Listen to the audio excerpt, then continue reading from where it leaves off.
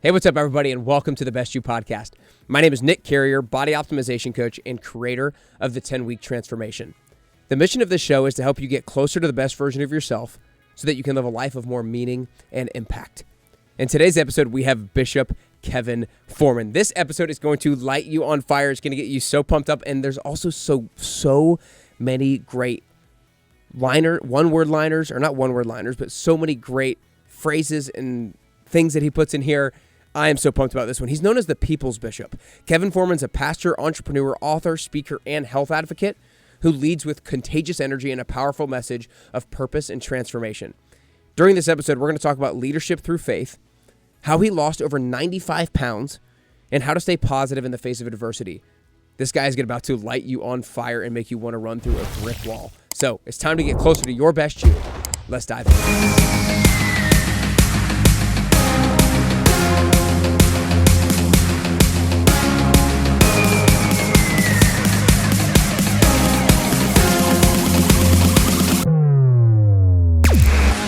All right, what's up, everybody, and welcome back to the Best You podcast. Today, you are going to be turned on fire. I'm telling you right now, we have one of the most, I feel like, positive people that I have ever seen on social media before. I am somebody who's energetic and positive myself, but this guy, I feel like, outdoes me 10 times. So super excited about not just the energy that you're going to be infused with today, but the positivity, but then also a lot of the strategies in order to get closer to the best version of yourself. We're going to talk about religion and spirituality a little bit. We're going to talk about a little bit of his story, and I'm super excited to be joined by the one and only Bishop Kevin Foreman. Kevin, appreciate you joining me today, man. Hey, listen, so glad to be with you today. Love the title, The Best You. Like I literally, one of my reels today was this. So apropos, you are only in competition with yesterday's version of yourself. And so I think if everybody keeps that mentality, it always keeps them becoming and being the best them. I love it. I love it. I use the my motto every day is best I've ever been, worst I'll ever be. Amen. And so same exact concept there. But I kind of want to start off by diving into your story. I've watched a couple of podcasts with you, and you talk about how you knew you were pretty different at a young age. Some of the things that you did, your personality, some of the things you did in school, you could tell that you were pretty different at a young age. When did religion or the Bible or spirituality, however you talk about it, when did that start to really become something that was prioritized in your life? Was that something from your parents, one of your parents, school? Like, how did that become a really pillar part of your life? Yeah, such a great point. So, I was born with the joke is with the Bible in a briefcase. Like I just had this spiritual affinity and business affinity, like both out of the womb. I always saw those two things, not really as enemies. I saw those two things working in tandem. And so, I was the kid, they used to call me Rev in school. So I was born in Denver, raised in Memphis for my early years, and then went back to Denver. And now I'm in Atlanta. And so in that, I was just always, I just had this type of personality that those two things were really innate. So for me, it's always been that. And I'd say it's even bigger than religion or spirituality. I just say it was this awareness of God, which I think is so much bigger and so much more expansive. I think, everybody's got different words and different ways that they view it. To me, I just knew that there was something very different about me very early on to where I just had this affinity towards both of those things and, simultaneously and throughout life, everything that I've done as those two threads have always run through it. So for me, it's just always been that way. I don't know another way or another type of existence. It just was always innate for me. Wow. When you say an awareness of God and how that's a little bit different, what do you mean by that? Get deeper into your definition of what do you mean by an awareness of God and how that differentiates itself between maybe religion or spirituality? Sure. So I think spirituality, we are spiritual. So, I believe we're tripart beings. We have spirits or we are spirits rather, that's our subconscious mind. If you were to deal with that from a psychological, physiological, or even, that type of mindset, we live in physical bodies and we possess souls, conscious mindset, thoughts, will, and emotions. And so, viewing it that way, when you talk about spirituality, we are spirits from my view. So, to me, when you talk about spirituality, that's anything that I do, anything that I am. Everything is spiritual in nature because that's who we are. Then you jump over to the religion word. And I don't see religion as a bad word. I just think that it's a limited word. If you were to think of religion, lots of things come to mind. For somebody, they may think the big three: Christianity, Judaism, and Islam. Maybe think of the big three. Of course, there's more beyond that, but that triggers that thought. I see religion is very limited. I see it as man's attempt to try to reach God in a performative way. And while I think there's some great and good in all of that, I think God is such a much more expansive way. God, interestingly enough, regardless of what people believe, God is actually not God's name. It comes from this 6th century Germanic term "gudam," which means source. So when I say God, I'm talking about I knew that my source was greater than what was around me. I knew that life was greater than what I saw, and I knew that my life could be greater than the circumstances that I grew up in and around. So for me, it's much more expansive because he's not just, he's just not the God of Christians. He's just not, he's the God of the universe. And so to me, that's just much more expansive to take God out of the box that sometimes we're tempted to put him in based on what we believe. I love that viewpoint that the idea of God makes things much more expansive and it's less limited. I still am interested in your upbringing though, from the standpoint of like, I don't, maybe some people like, do you feel like you innately felt like everything that you did had not just wasn't just a physical realm, like, and it had a spiritual realm to it? Was that taught to you? When did you really believe that there was something more than our experience here on the physical earth? Yeah, honestly, it is because I don't know not believing that or thinking Yeah. that way. I mean, even as a kid, and I think part of that is, growing up in the South, church is a built-in fixture to what you do. But I was a kid, and so what I remember of church was falling asleep in church. That's what I remember of church as a kid. Yeah. And there was no kids ministry like a lot of churches have today. Like kids ministry was sitting next to your mom, sitting next to your grandmother, great grandmother, whoever, and if you fall asleep, they may give you a pension, wake up type of a thing. So that was my church experience. For me, I remember as a kid watching. There was this preacher used to come on TV. Came out of Los Angeles. His name was Dr. Frederick Casey Price, and he'd come on TV, and I just was enamored and just engaged in a way that as a kid, you just don't see a kid sitting listening to a preacher talk about God and the Bible. And I would sit, and the show would come on. It came on Friday nights, and the song, it was the song. The music said "Evidence," doom doom doom doom, evidence, and they had the whole little theme song. As a kid, I thought they were saying Bennigan's. So my whole upbringing, I was thinking of the restaurant Bennigan's, and I was like, I just can't figure out why they're talking about Bennigan's. But I was drawn to those types of things. I was drawn to I had a kid's study Bible. I was drawn to that. And so to me, it was just always this drawing that I personally believe everybody has. I think it manifests in different ways. I think for some, it's innate like me, because I would spend the majority of my life in reaching people for that cause.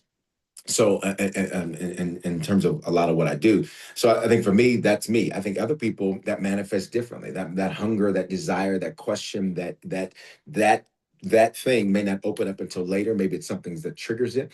Maybe something happens. I think that's slightly different for every person. For me, though, I just don't remember a time when it wasn't that way. I've been a pastor for over half my life, a bishop, which is a pastor to pastors, for roughly half my life. And so I've been in ministry since I was a kid. I started my first business when I was a kid. So I don't really know a life different than that. Yeah. You said that you had the seemingly common experience as a child of like church and falling asleep in church and being somewhat bored in church. And then all of a sudden you saw this pastor that really engaged you and gripped you in a different way than was normal. Was that the first time when you thought like, maybe this is something that I wanted to do? Like, when did it start to become that next level, like long term in my career, this is something that I might entertain? Yeah, great question. So I always wanted to go in the law and politics. That's what I wanted to do. Like that was my plan. And so, in school as a kid, I was, I would be this, I was your student council president. I was your captain of the safety patrol and that type of thing. We had all of that. Those are the types of things I was drawn to. So I was drawn to leadership. I was drawn to impacting the lives of other people. I think for me, I got into ministry, as I mentioned, when I was 12. I was a drummer. Started horrible. I was horrible, but I got very good. Eventually, they put me into the Colorado Gospel Music Hall of Fame. And so we were honored for that, for music and producing and keyboard and all that. Learned how to do a lot in that realm of music. That being said, I never really wanted to do the pastoral aspect. Not something I ever really wanted to do. I knew that I wanted to do something, but I didn't really want to do that. I was very comfortable being the operational guy, being the logistics guy, being the administrative guy, being the guy that would cause things to happen, somebody's number two. It was really by purpose and design that I would step into that seat as, what many, refer to, what we refer to as like a senior pastor, where you're leading a congregation, you're planning a church. I understood it from the entrepreneurial side because I've been doing that since I was 12 too. I just didn't necessarily want all of the burden that came with that seat, but that would be the design for my life. And so I couldn't see myself doing anything different. So for me, I would say that really kicked in. And right around 16, where I knew I'm probably going to do something with this. And Yeah. then come 19, 20, 21, it's like, this is what it is. And I can run, but I can't hide.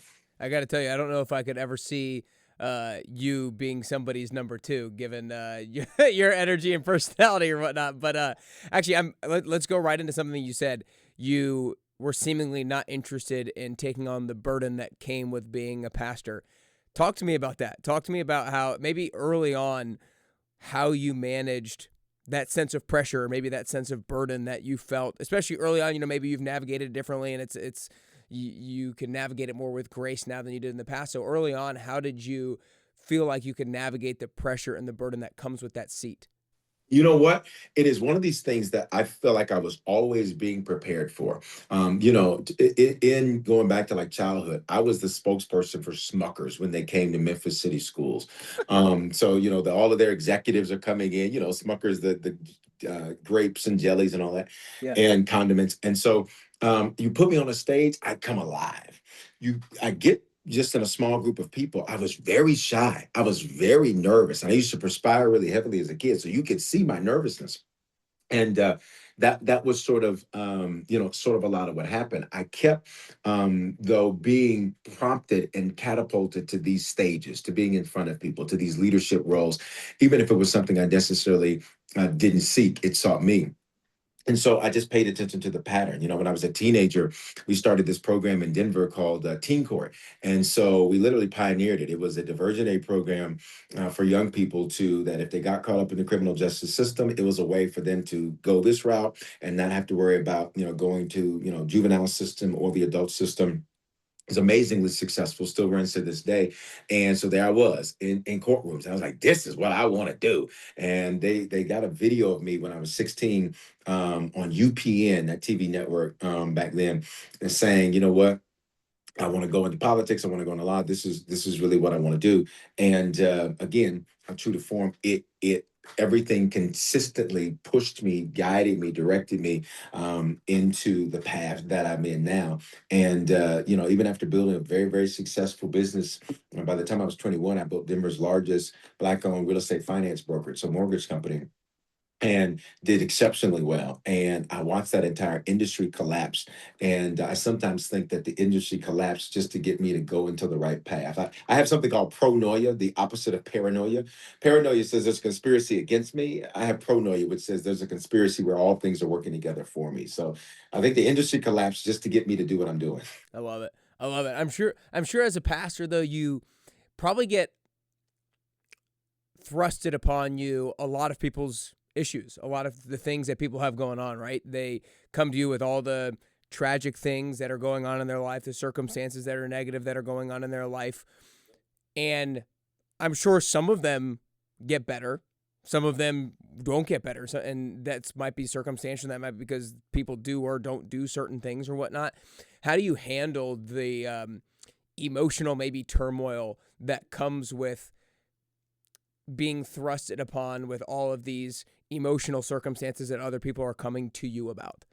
Right, such a great point. Is I had to realize, in coaching and counseling, there is sort of this off the wall phrase that just says, "You own your own stuff." Now, another word for stuff, but I'll keep it PG. You own your own Yeah, yeah. stuff, and so I had to learn that because I used to carry all of that as a person, as a leader. Growing up.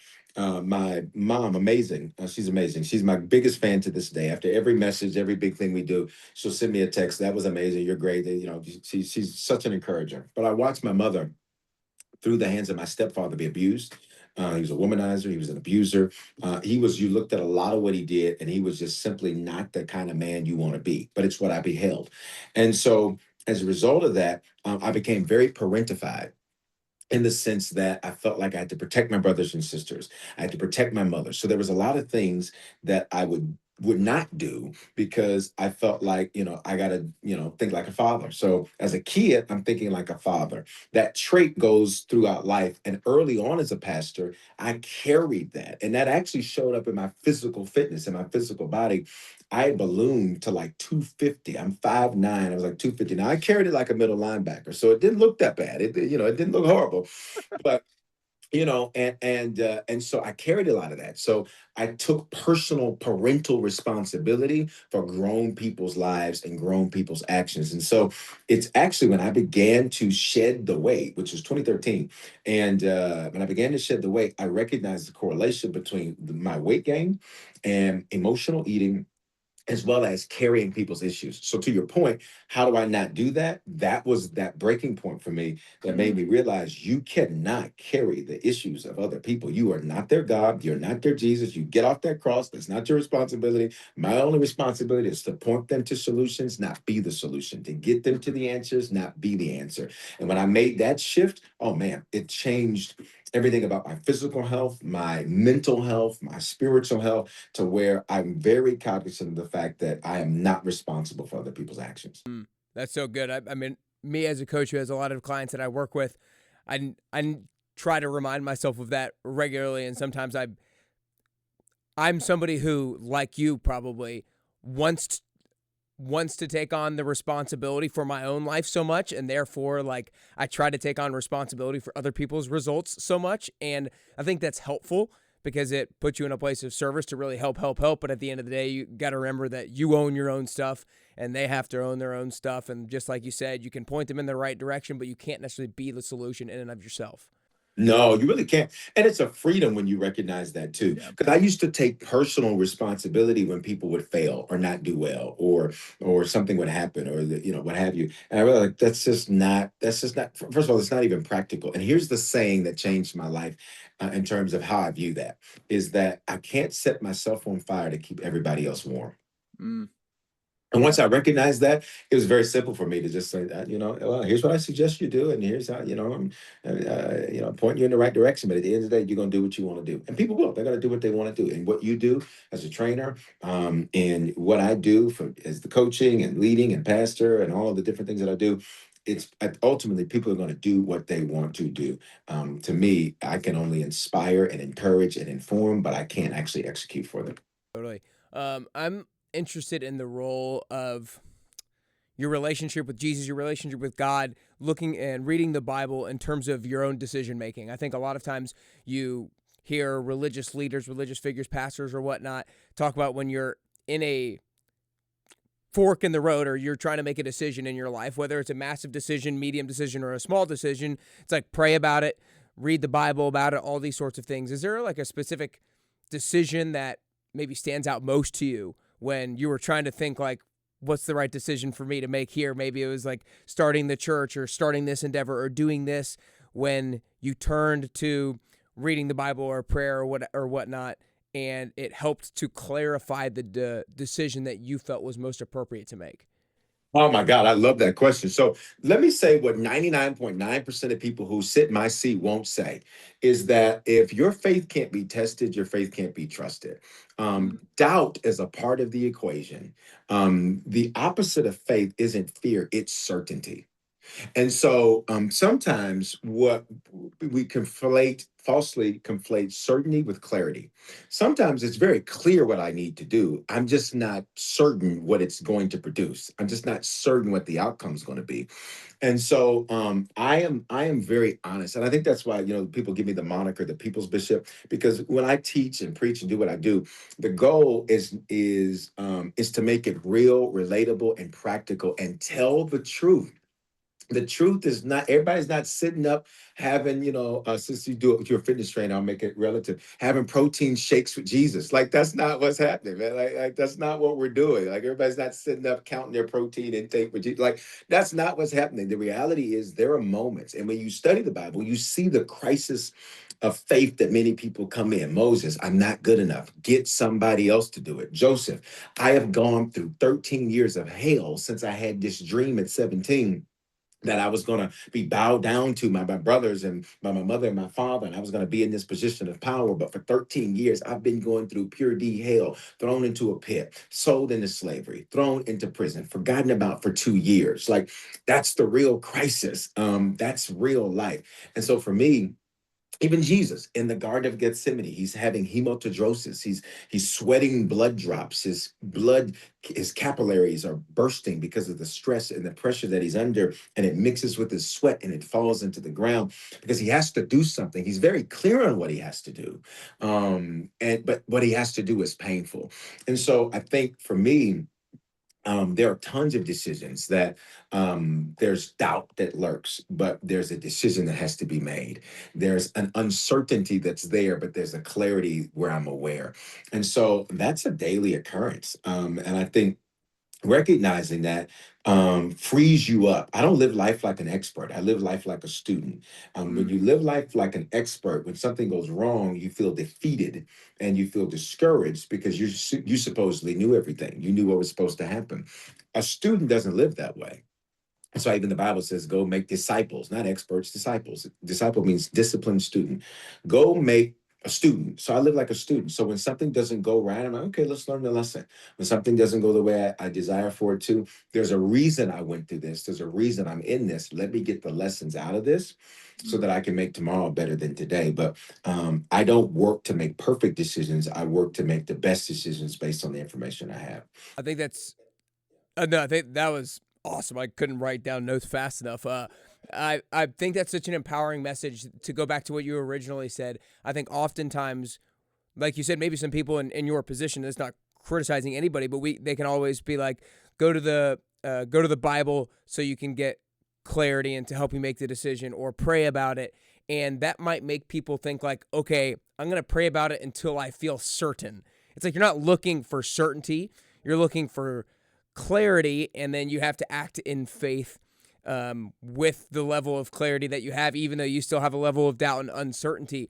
I guess, like, to maybe try to dive deeper, and I'm going to try to manufacture a question out of it.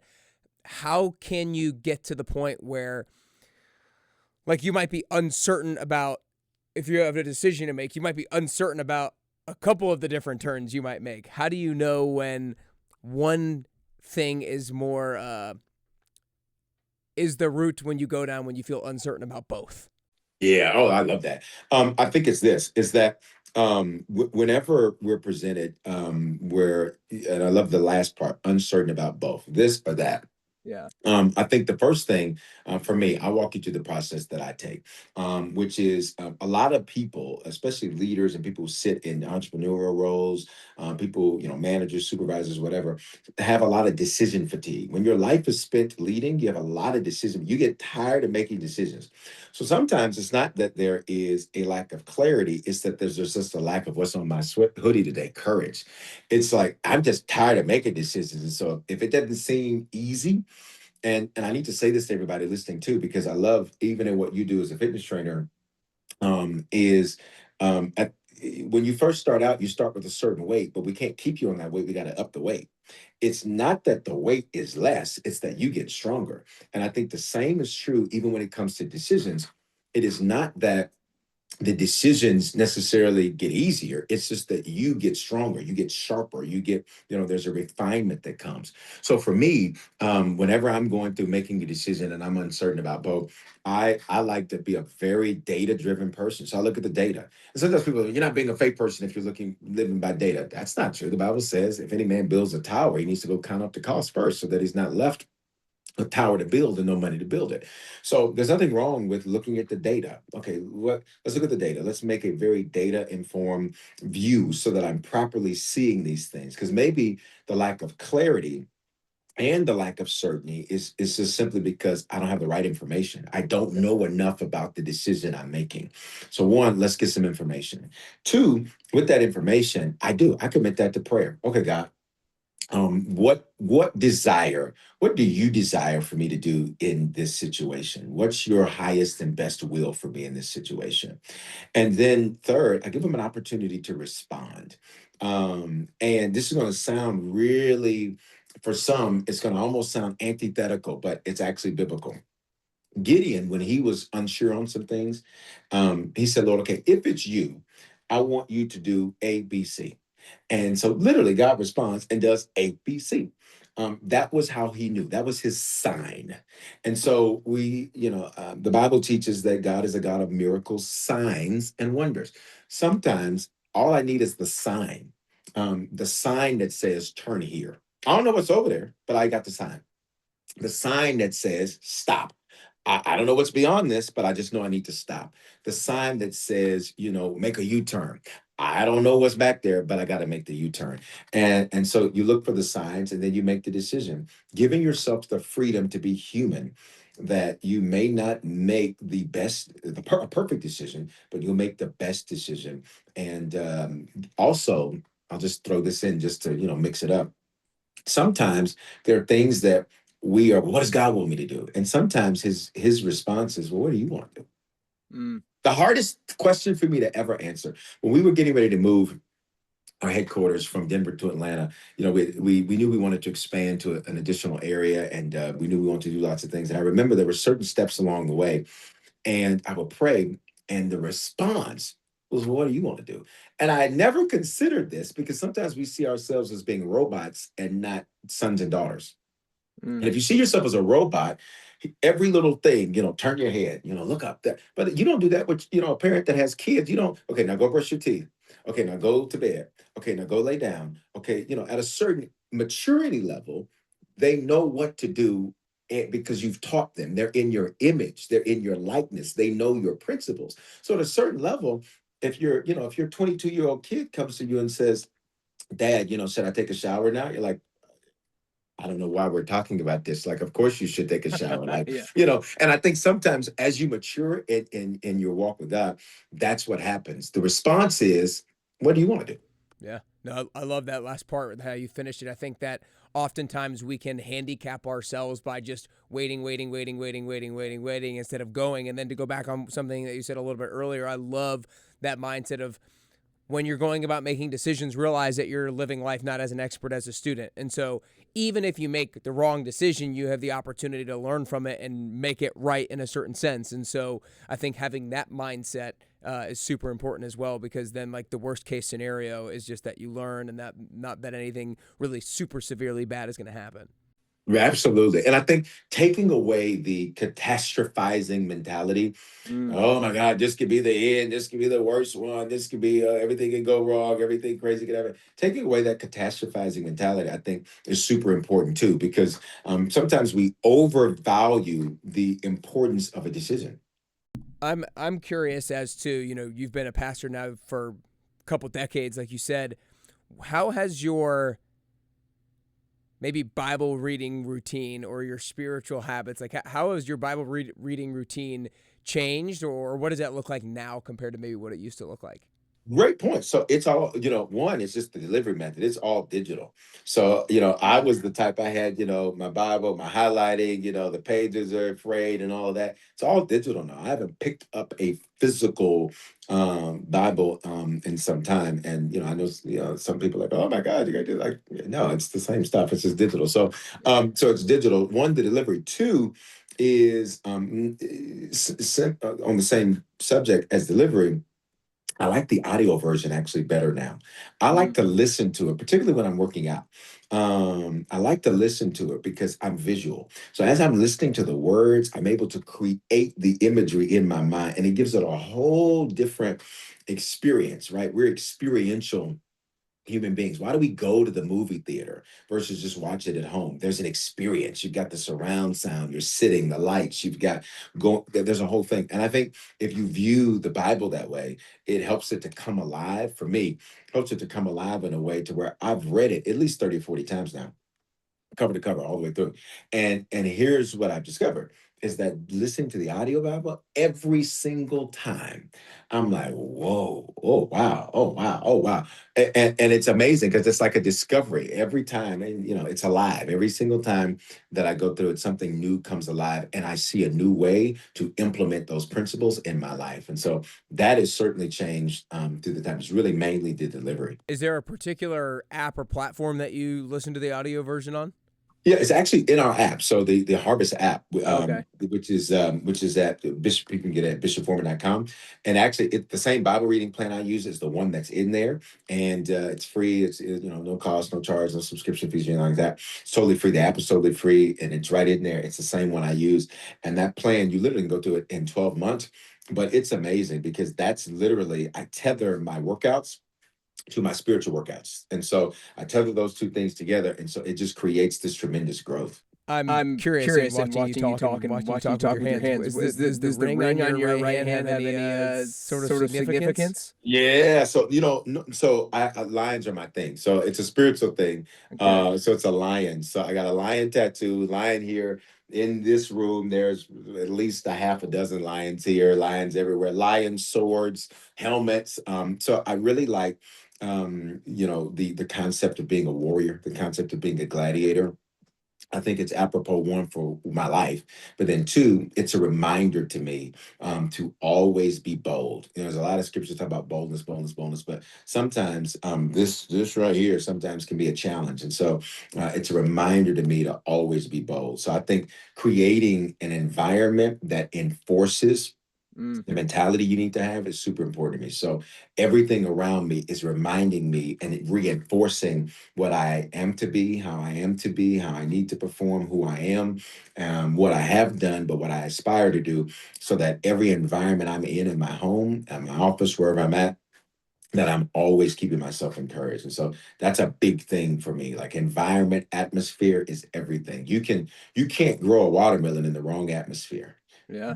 No, I mean, I think that's so true. I think everybody knows that to a certain degree, but maybe does it less purposefully than others. Like everybody is kind of like designing their bedroom or designing their house or designing their office in a particular manner based off of like what matters to them and based off of what is their priority. Like I was actually writing a little blog article the other day about how what does your bookshelf say about you? Like what are the books that you're reading say about you? And it's the same thing. Like what is your environment? I mean, you have that sweatshirt. I don't know what that saying is behind you, but that saying has probably got to mean something. You got the lion. Like your environment is speaking to you at all times and encouraging you to act in a particular way or another. And so you want to be intentional and purposeful about building that environment for yourself. Oh, so true. And I think too, especially not just sometimes we build things based on how we feel instead of just how we need to feel. And let me explain Oh, the yeah. difference.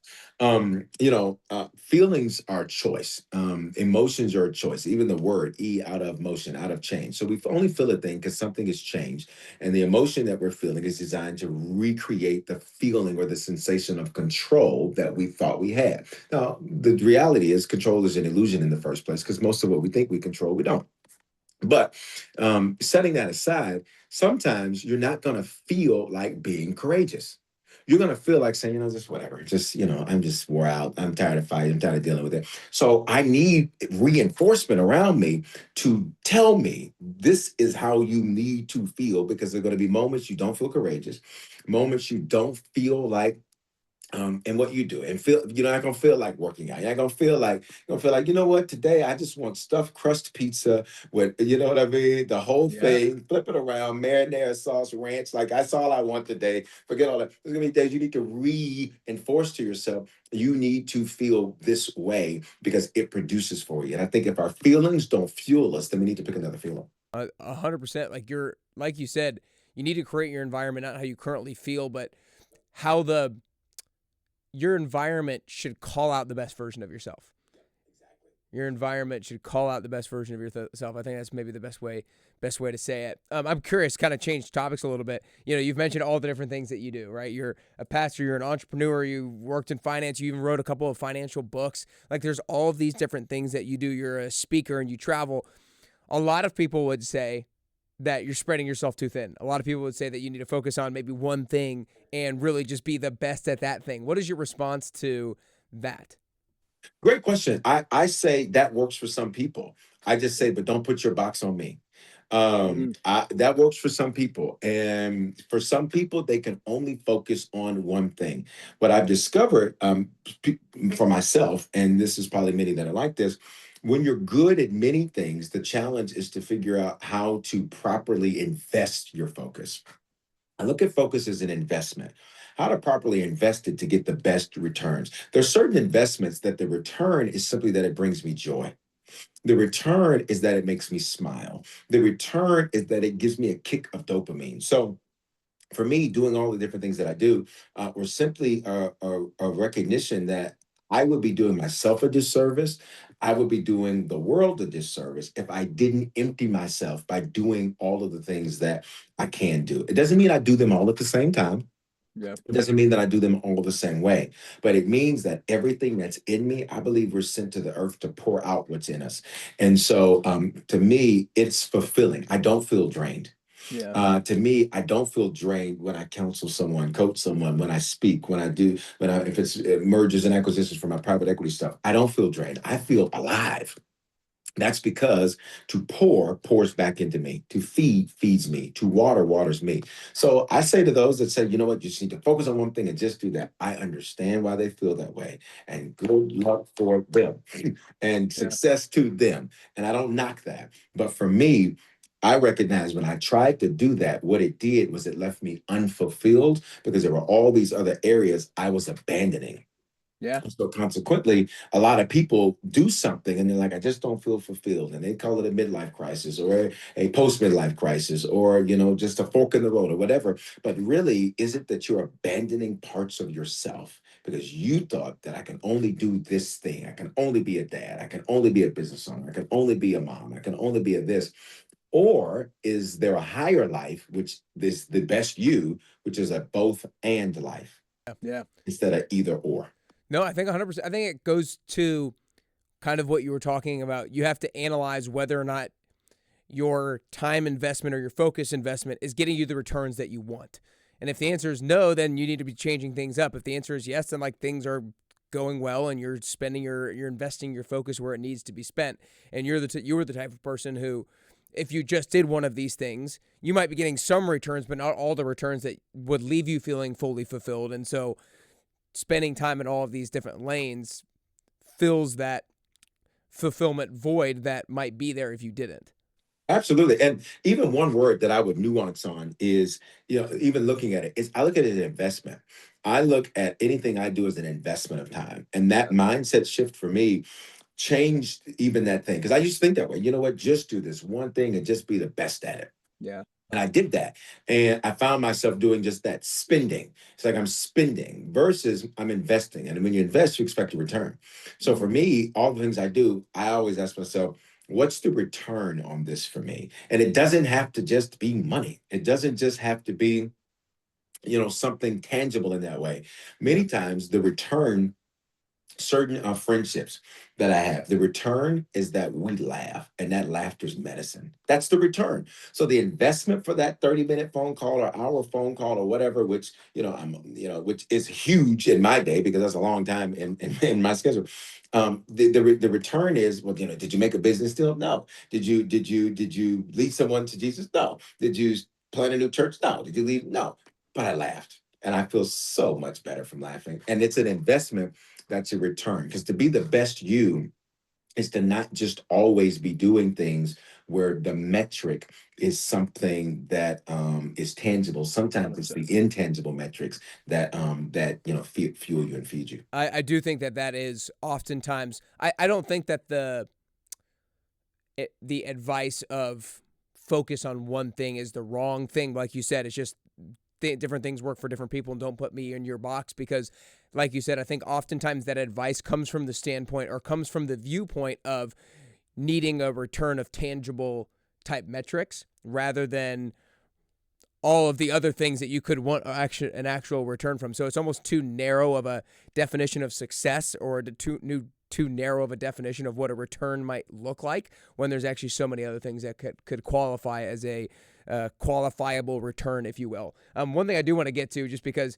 it's a big part of your story, and you touched on it earlier, how much weight that you lost. I think you lost maybe up to 120 pounds or something. Or, yeah. And you mentioned how, you know, there's obviously a lot of different factors when it comes to maybe putting on weight and then losing weight, but you mentioned part of it being the emotional turmoil of taking on the burdens of other people, maybe more so than was necessary. And so I'm sure that that change of mindset of you own your own stuff is one of the many factors that helped you lose that weight. Give me more context in terms of what you felt like helped you to make this radical shift in your health, in your fitness, and all that kind of stuff. And obviously, like, if you can get practical in terms of like what you did and stuff, but it doesn't have to just be that either.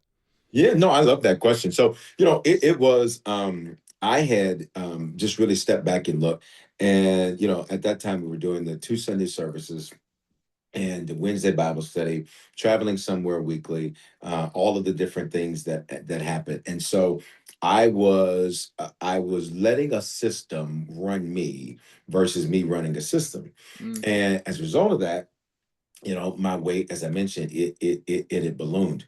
And there was my annual physical, which I always encourage men. Like, I'm the opposite of most men in that way. I believe in using my benefits. And so if I listen, look, one year I said, let's do the auditory test. And my doctor said, Dr. Foreman, you do not need an auditory test. I said, do I pay for the benefit? I said, well, put me in the room to put my hand up and click the button or whatever.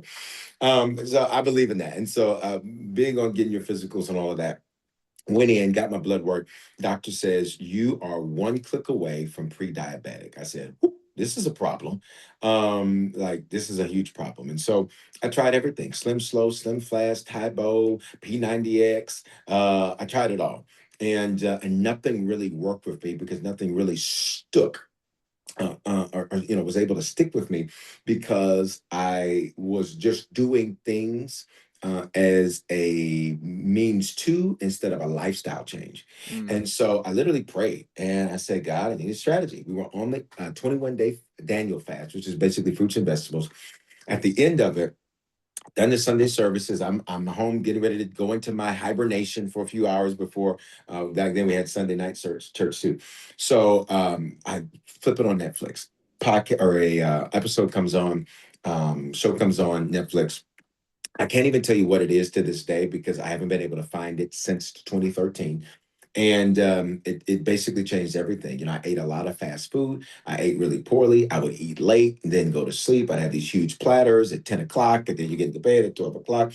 It's had a lot of bad habits that a lot of leaders and people who do what I do have. Like, that's it. You have church, you eat. You travel, you eat. You on the run, you eat. I was a fast food connoisseur. You name the restaurant, I can tell you the meal. If it's Burger King, give me the number six. Add cheese, add onions, add extra mayo, chop it in half, fries and onion rings mixed together. And here's what I thought I was doing good: with a Coke Zero, because Mm. that type of a thing. Yeah. And if it's McDonald's number one, upsize it, or super, whatever they do for their upsize, supersize, whatever it was, and do it like that. And that was my lifestyle. I prayed for a strategy. And that night, I changed my diet. No, no, I didn't have the benefit of a you, which I wish I had the benefit of a you. It would have helped so many things go easier. But I got a strategy, changed diet, changed the way I was eating, quit fast food, dramatically cut. I was a dessert guy. Like, I had dessert with breakfast, lunch, and dinner. I was a guy who needed bread with everything. Give me a side of bread with my bread, type of a thing. I made a lot of diet choices that changed based on this documentary. 3 months later, I lose 75 pounds. I find out on accident. And I say on accident because I've been very casual that year, and speaking and in stages that I was on. I was speaking at a group of leaders up in Vail, Colorado. We head up there. It's a formal event. Go to put on my suit. My suit is hanging off of me. The jacket looks like, I'm like, whose jacket is this? The pants are like, I mean, it looks like I'm sagging, and like, and that's not a nice look. Sagging suit pants. That's not a good look. And so I get frustrated with my assistant. I look at him and say, whose suit is this? I said, you only had to grab the suit that was on. Like, you brought somebody else's suit. He said, "Sir, I assure you that's your suit." I said, "This is not my suit. Look at it. It doesn't fit me." I said, "You probably have one similar, and you brought, I had all these theories about what happened." So I had to run downstairs, speak to this event. My clothes are hanging off of me. I didn't have a scale, and get back home, and I looked and I said, "Whoa, I'm one." I think so. I'm one, 75, and from like 250. I'm like, how did this even happen? You had never stepped on it in between. Nope. Nope. No And because way. we've been casual in jeans and stuff like that, I never really noticed it. I didn't really pay attention to it. 75 pounds is a lot, brother. That's huge, but I didn't pay attention because I was in jeans, I was in sweats, I was in all of that. I paid no attention to it. So Um, when you made this change, when you made this whole change, then a primary motivator, a primary reason why somebody would make the change is to lose weight, and therefore a primary motivator to keep going is seeing progress. So was that conscious? Like, did you know you were getting healthier? Did you know that you were making progress? Like, you couldn't have been oblivious this entire time. No, I'm gonna be honest, and it's gonna sound crazy, but I knew that I was making some progress because I had had so many, and here's the real truth, because I'd had so many disappointing experiences with, the different things I tried through the years. I didn't have a scale. Literally on the way back to Denver, that's when I got the scale and saw it because I didn't want to see. I didn't want to really pay attention Yeah. to that. I could tell that I was, the jeans are a little looser, but I didn't think 75 pounds looser. You just didn't want to be disappointed by stepping on the thing and not Did seeing the not want number to be there. disappointed. Mm. So really, it was sort of me protecting myself from a disappointment. Like, did it go up? And legit, I still have the picture. Tell me this with your change, because I think there's two different ways to approach a change like this. One is the way that probably gets more talked about than anything else, and it's like small gradual changes, work on your habits, start small and build on it from there. But then there's just like the change overnight where like I am deciding that I am going to be a different person. I'm deciding that things are different. I mean, for example, if you're an alcoholic, you don't just start and you don't just start just scaling back and saying like I'm going to make small changes like overnight. I have to stop this completely. Was it more of like I am just completely changing. I have to completely change who I am, and then afterwards, maybe there were some like slip ups here and there, but for the most part, was it like I'm changing and never going back? Yeah, it was exactly that. That Sunday night, I said, okay, I know I got to make a change. I prayed for a strategy. I watched this documentary. Let me do it. And again, remember, I didn't really check for results after that, but I was like, I Yeah. got to make this change because my big concern was the diabetic thing. To Right. me, that was just like when I heard that, I said, I got to do something different. Like that's not going to be acceptable to go back to the doctor in 12 months. So to me, I was like, you got a year to get it together because that's not going to be an acceptable outcome for something that you can control with your fork. And so, yeah, you're busy, but figure it out. And Yeah. so I had my last Papado platter that night. As I said, I need one more meal. Let me get one more meal. I had my last Papado platter that night, and then I started cold turkey. Since 2013, since the end of January 2013, I have had fast food two times. One was because the vice chairman of my board said, Bishop, you got to try In-N-Out Burger. And so I said, okay, I'll try it. The second time was because somebody said you have to try the Chick-fil-A grill nuggets. And I said, okay, all right. And so that's it. That's it. I cold turkey. Yeah. Cold turkey. Yeah. I mean, I think that the way that I describe that with my clients and how I talk about it publicly is you just change your identity. You left an old version of yourself in the past and you stepped into a new version of yourself, and the new version of yourself looked at yourself differently, saw yourself differently, had different habits, and let the old version of yourself go. Now, just because for the sake of time, I want to give you one last question that's something that should take more than 5 minutes, but we're going to try to squeeze it in. I'm interested in how you feel like our society has evolved in terms of its relationship with God and the Bible and religion over your time so far, over the last decade or plus as a pastor. Like, do you feel like our society has moved closer to God over the last 20 years, further away? Has it like pulsed and done different things? Like, where do you feel like we are today in terms of our relationship with God, awareness of God, religion, however you want to describe it, compared to 2 decades plus ago. Yeah. To be honest, I think that's a really loaded question. And one of the shows I was doing today, we kind of talked about that. I think that we live in a culture, and I'll speak really plainly, that has improperly and inappropriately conflated other things with their spiritual beliefs. So I'll just say spiritual beliefs to encapsulate Christianity, because I am a Christian. That I'm unashamed about that. I just don't like to limit it, because that means so many things to so many different people. Like, are you this type of Christian? Are you a Christian that votes this way? Are you a Christian that votes this way? Are you a Christian nationalist? Are you this? Are you this? Are you that? So it is one of those things that, to me, it's become so nuanced, because you say that and people are going to draw on their background to determine what that actually means. And so I really appreciate the question. I think for me, looking at on my journey, I think now there's a greater hunger that I've seen before. We've seen over 12,000 professions of faith in our existence. And this year alone, over 1,600. Before this year's out, we'll cross the 2,500 mark, which is great. There's so many more people that need to be reached, but we certainly celebrate those lives that are changed. I see that there's a great hunger. And I see that with all of the muddying that's happened, that it's actually created a lot of questions. And people are asking. And I think that's a good thing.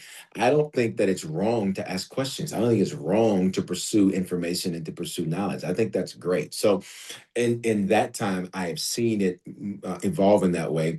And at the same time, I would say on the flip side of that, I have seen that there has been a poor pairing of a person's political views or a person's views about the country, especially here in America. I mean, it's you just see it, right? If you're a Christian, you're supposed to vote like this. You're supposed to think like this. You're supposed to be against this, against this, against this. And it's really simple. It's one simple verse. Jesus says, "My kingdom is not of this world." So that shuts all of that down.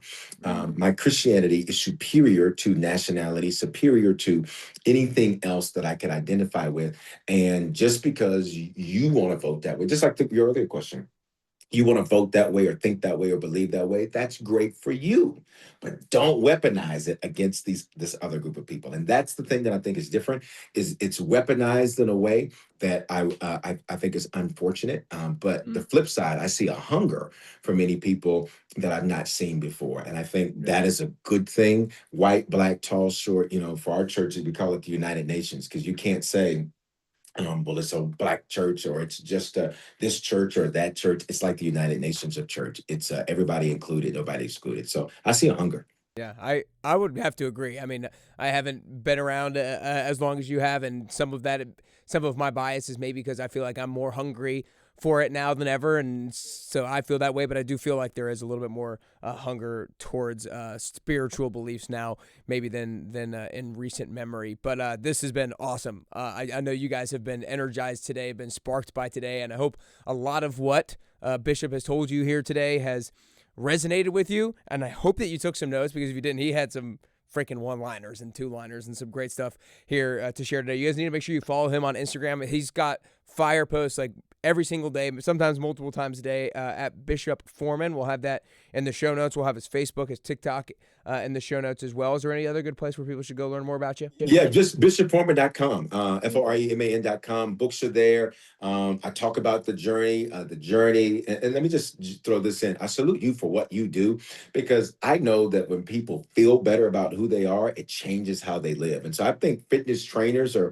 it's so much bigger than just the fitness part. It really bleeds into every other area of life. They become better mothers, better everything else. So I just salute you for what you do. Thank you for what you do. I wish I had a you back in 2013, but that's okay. I got you now. So yeah, and you, I think you came out of it just fine. I think you come out, you're crushing. I see you on your social media. You're freaking jacked, and you're looking good. So you're crushing it. So keep up the good work.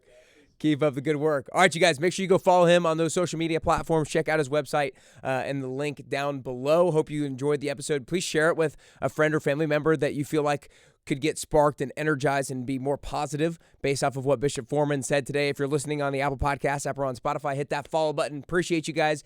Share it. Appreciate you joining. And Bishop Foreman, that's all we got today. Thanks so much, brother. Appreciate it. Thanks for having me. Yes, sir.